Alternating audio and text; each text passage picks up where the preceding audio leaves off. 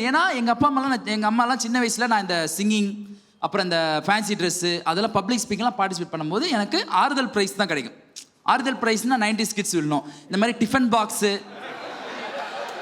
Soap டப்பா, bowl அதெல்லாம் கொடுக்குறாங்கன்னா அது ஆறுதல் ப்ரைஸ். விலை கம்மி, 100 பேர் கூட வாங்கிடலாம்.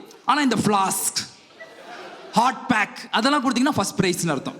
புரியுதா? நான் இந்த மாதிரி பவுலு டம்ளர்லாம் வாங்கும்போது எங்கள் அம்மா பெருமைப்படுவாங்க. பார்த்தீங்களா, என் பையன் தான் மெர்வின் ராசு சிங்கிங்கில் வெள்ளி சொம்பு வாங்கிட்டு வந்திருக்காங்க, டம்ளரை வாங்கிட்டு வந்திருக்காங்க, பவுலை வாங்கிட்டு வந்திருக்காங்க, ஃபேன்சி ட்ரெஸ்ஸில் என் பையன் தான் அப்படின்னு பெருமைப்படுவாங்க. மேம் அதே அம்மா கிட்ட 25 வருஷம் கழிச்சு நான் போய் சொல்கிறேன், மா இந்த மாதிரி சின்ன வயசில் என்னெல்லாம் பார்ட்டிசிபேட் பண்ண வச்சியே, இன்னைக்கு நான் இந்த வருஷம் இத்தனை வருஷம் கழிச்சு ஸ்டாண்டப் காமெடி தான் என் ப்ரொஃபஷனாக எடுக்க போகிறேன், ஸ்டாண்டப் காமெடி தான் என் ப்ரொஃபஷனாக எடுக்க போகிறேன். அதே அம்மா என்ன எப்படி தான் ரியாக்ட் பண்ணுவாங்க, சீ என் வயிற்றுல பிறந்தது இப்படி கூத்தாடி ஆவாதுங்க, நான் அப்படி வளர்க்கலங்க அவனை, சின்ன வயசுலேருந்து 4 பேர் அவனை பார்த்து சிரிக்க கூடாதுன்னு தாங்க நான் வளர்த்துருக்கேன்.